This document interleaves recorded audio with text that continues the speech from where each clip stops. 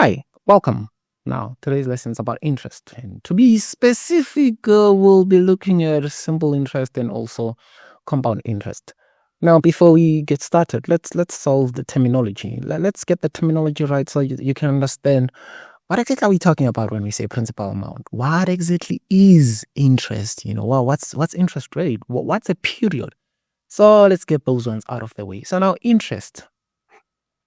It's money paid or received regularly for borrowing or lending money. So interest is money paid or received regularly for borrowing or lending money. Now let's break this statement down.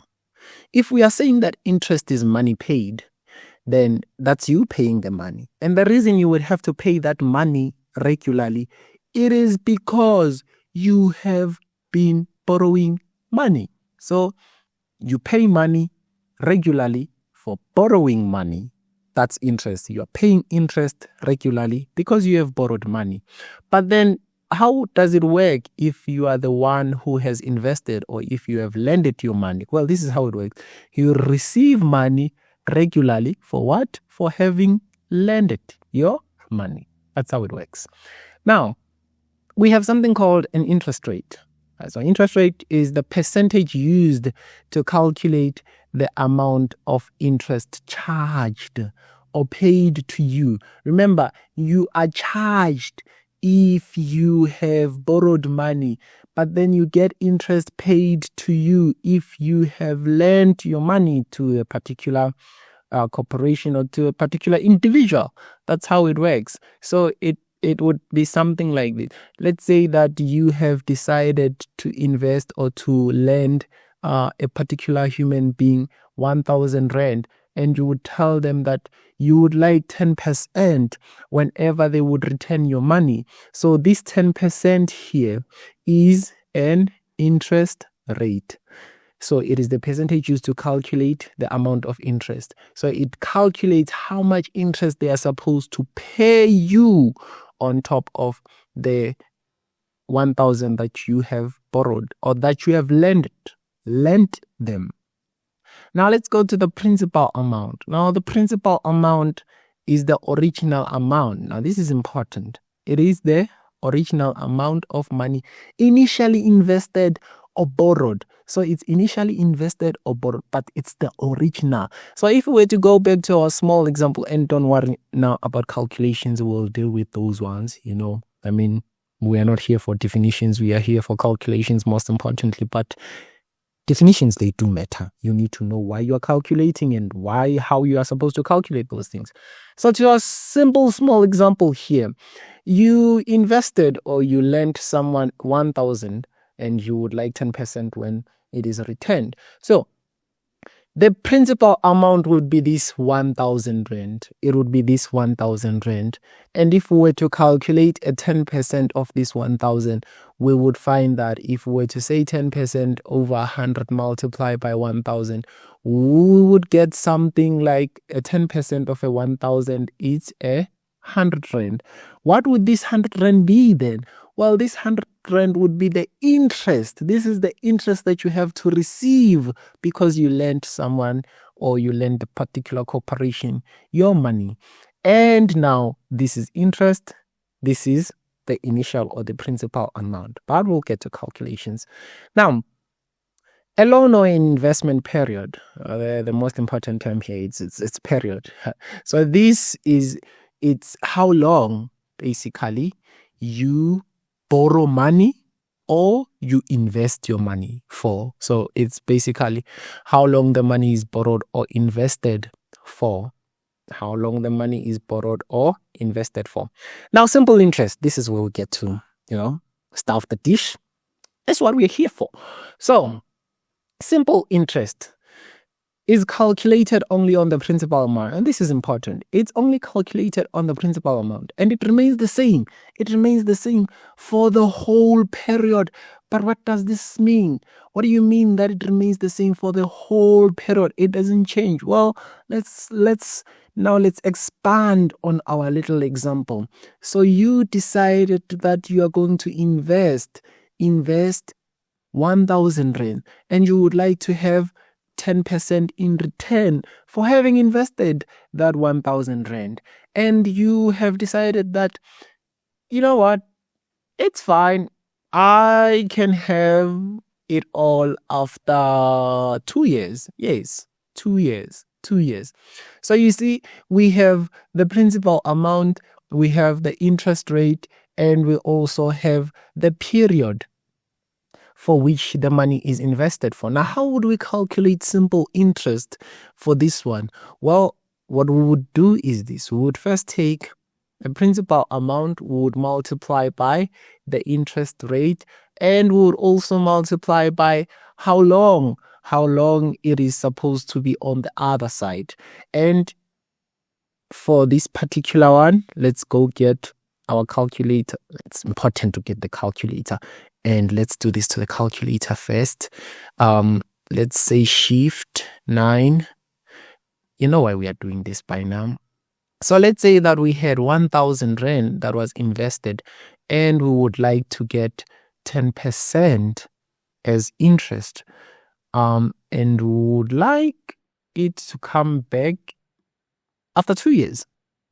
Oh, now we are being told that the interest which we would have earned for having invested this particular amount would be 200 rands. So this 200 rands, let me use a different color.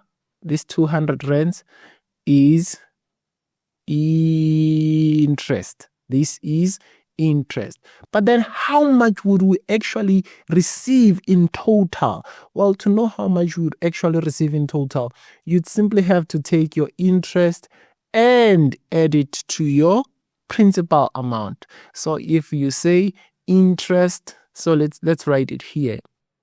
Interest plus principal amount. Principal amount. What do you get? You actually get the total. You get the total money, or this becomes the total money that you will receive, or the total money that you would have paid when the period has ended. So it's 200 plus 1,000. Since we already have a 200 here, we can simply say plus 1,000.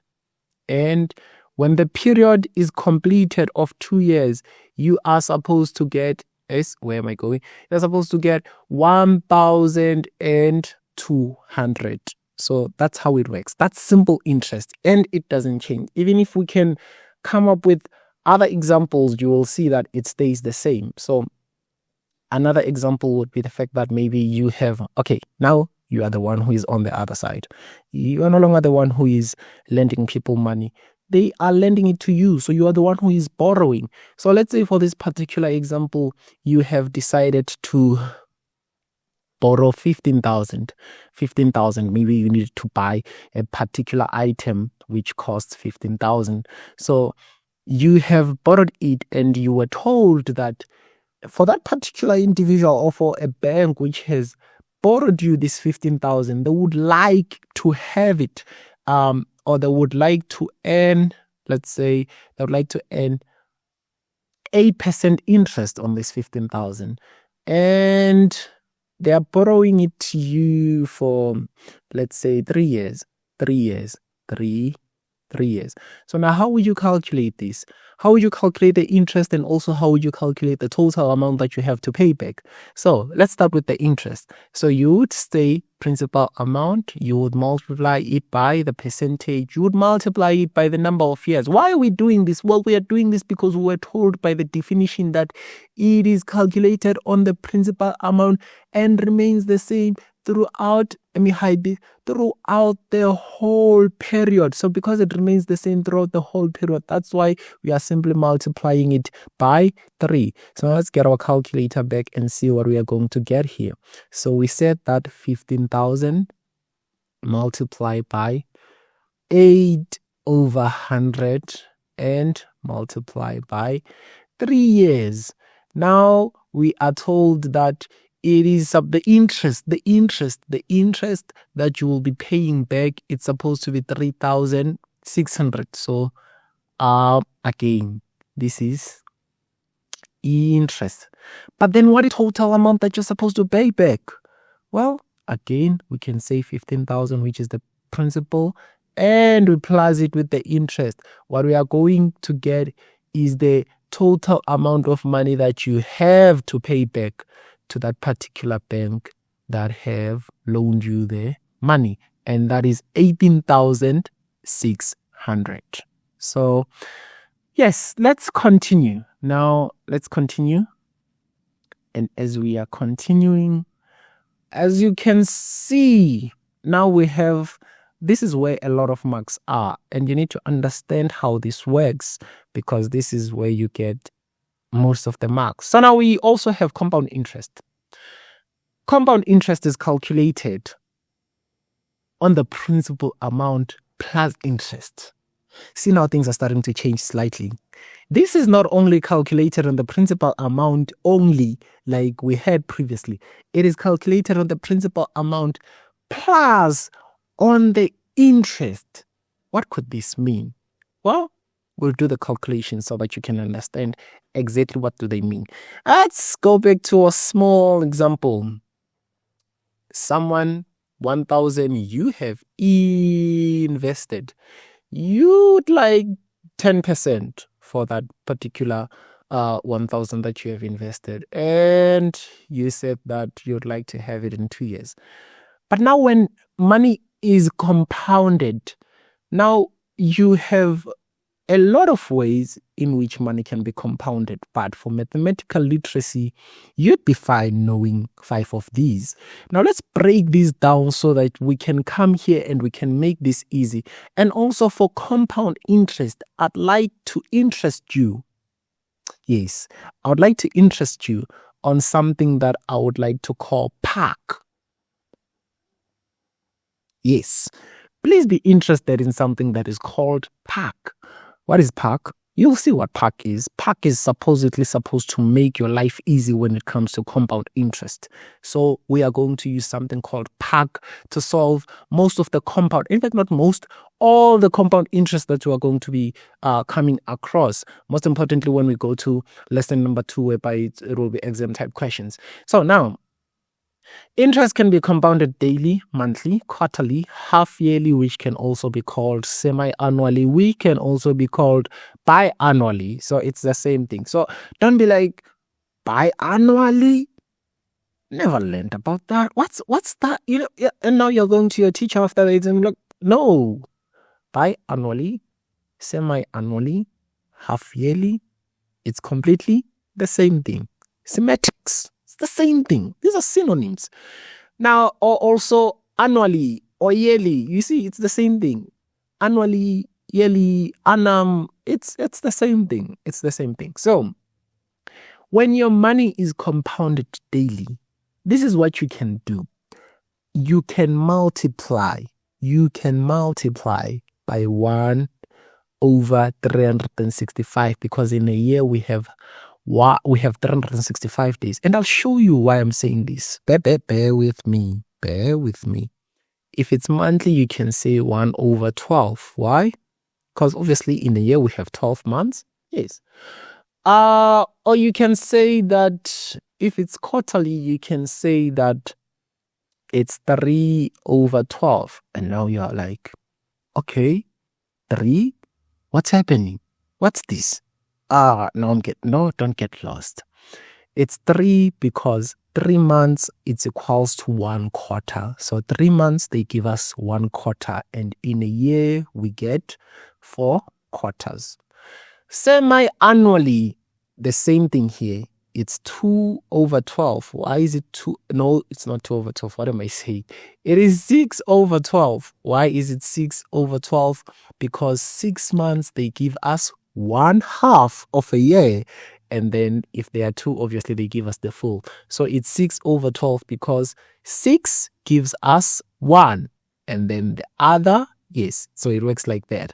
So 6 gives us 1/2, and then the other 6 gives us, it becomes a complete year. But then annually it becomes 12 over 12. There are some people, they don't write this. And the reason why they don't write this, it's simply because 12 over 12 is equals to 1. So why multiply by 1 if it will give you the same answer? I'd like you to write this, and you will see why I want you to write this. Remember this. If I am making this, or if I come to you with these particular formulas, it is because I have tried out most of the formulas that can be used, and I have decided that this is what is most convenient, and not only convenient, but it can be trusted to bring result in each and every scenario. So there are other ways in which you can do this. You will also see when you are solving questions that there are other ways. I want you to stick with this. I want you to stick with this 12 over 12, even though you know that anything that you are going to multiply by 1 will give you the same. I want you to stick with it either way. Stick with it so that you can get the results. Remember, I'm here for you to get the results. So 1 over 365, yes. 1 over 12 for monthly, quarterly, 3 over 12, and then half yearly, 6 over 12, and then you get it to be 12 over 12 if obviously you have to multiply it by, or if you have to compound the amount by annually, or it is compounded annually. So now PAC. Also, let's go to our example. So as you can see here, we have our example. So our example is 1,000 invested for 10%, 2 years. Let's say that this particular investment, it is compounded, or the interest is compounded annually. So let's start with the easy one. So it's compounded annually. So one thing that you're going to realize is that if you are supposed to solve compound interest according to mathematical literacy guidelines, you're supposed to do it step by step. So you're not allowed to use a formula. You cannot just take this and put it in a compound interest formula and then you just get the answer and then that's it. No. You do it step by step. And also, most importantly, whenever you are dealing with compound interest questions, always ask yourself this question. Are they asking me to calculate interest or the total amount? Are they asking me to just calculate the interest throughout the period, or just the total amount after the entire period? That's important so that you know what to do at the end. Should you leave your answer as is, or you should do other calculations, which I will show you. So PAC, where does it enter? So this P, let's put it here, and let's get a gold here. So P, let me put P here. This P here is for so this P that you're supposed to use here for PAC, the P first is going to be for the period that you are supposed to be calculating this entire investment or this entire loan for. So this is going to be for period. And then you have an A. What is this A for? This is for the principal amount. Now I know it starts with principal. No, just know that this is for principal amount. And also we have an R, which is obviously the interest rate. And then lastly we have a C. We can do this. It could become PAC. This is still PAC. I believe I've heard commentators say that PAC the Prince or something like that when they are talking about that particular stadium for PSG. So still PAC either way. And the C is obviously for how it is compounded, right? So it can be compounded daily, monthly, quarterly, half yearly. So this is how it's compounded. And then how do we use this? And why is this important? This is important because if something is missing from these, then it's going to be under mathematical literacy. You are not going to be able to calculate interest, and also you're not going to be able to calculate the total amount. So you need to have all of these, and you need to know how they work. So for period, what period is this investment for? It's for 2 years, right? So let's use a rate. So we're going to say 2 years. Amount, which is the principal amount that was invested, that's 1,000. And then what's the rate? Well, the rate was 10% per annum. Usually they say per annum. And then for what's the compound? What's the compound rate? Well, it is compounded annually. So it is compounded annually. Now, how do we solve it? Because it's for 2 years and also it's compounded annually, it means we are supposed to do 2 steps or 2 steps. How do we do those 2 steps? This is what we are supposed to do. First step, we are going to say year 1.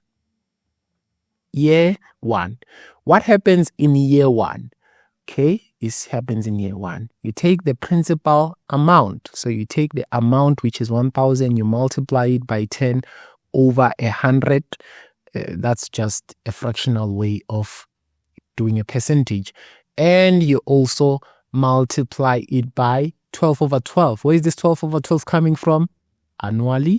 Remember, I know it will give you the same answer even if you didn't put 12 over 12.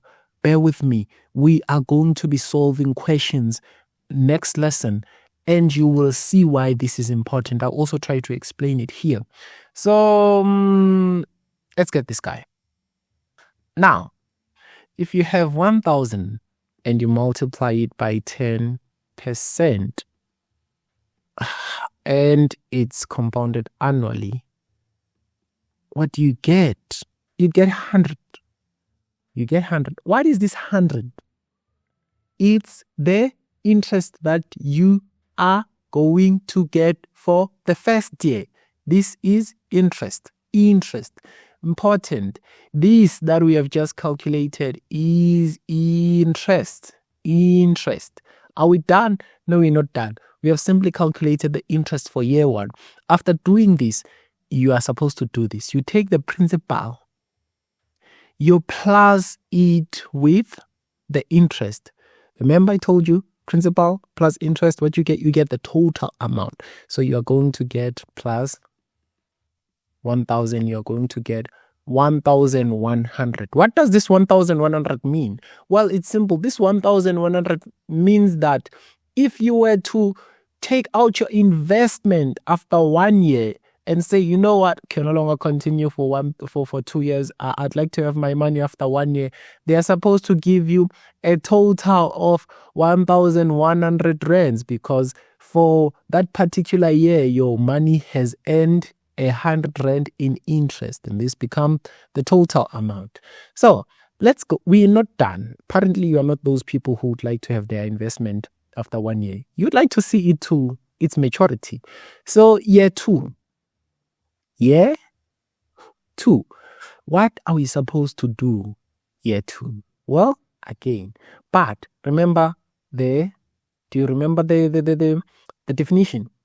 Interest is calculated on the principal amount plus interest. So basically, interest is calculated on the total amount because you are taking the principal amount and you add the interest. So here in year 2, we are not going to say 1,000 multiplied. No, we are wrong if we are doing that. If we are doing that, what we are doing actually, it's simple interest.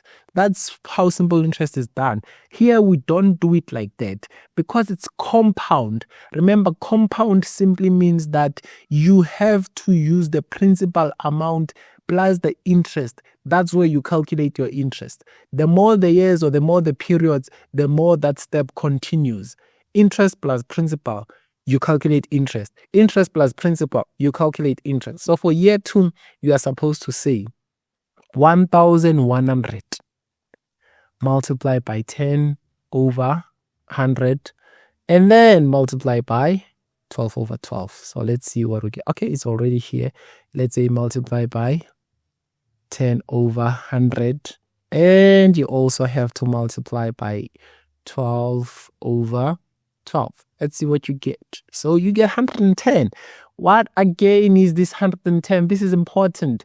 This 110, like I said, and I'll keep on saying it because immediately we get to the questions, you need to be acquainted with exactly what is what here. This is interest. This is interest.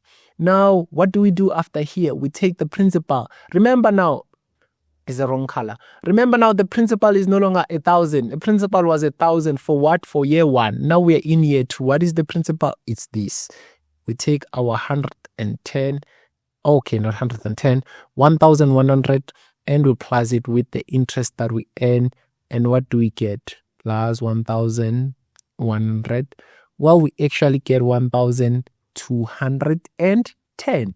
This now is the total amount that we are supposed to receive when the investment has matured. After the 2 years, we are supposed to receive 1,210. This is the total that we are supposed to receive. If the question had said that, calculate the interest that you're supposed to receive when the investment has matured. The interest, did you hear that? The interest, not the what? Not the total amount. What then are you supposed to do? There are 2 ways to do this. You can take this interest and add it with this interest. Now let me show you this. Can say 100 plus 110. 100, okay. So you can say the interest that I earned in year 1 plus the interest that I earned in year 2, they give me 210.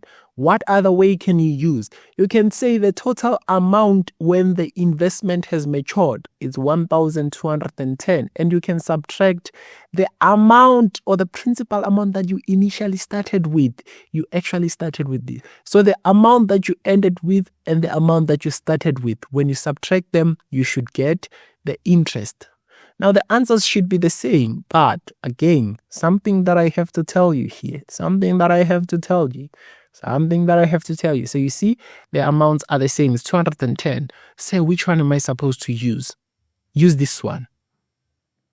Say, but why? I mean, the reason why you're supposed to use this one, you're going to get a question that is going to tell you about 2 years.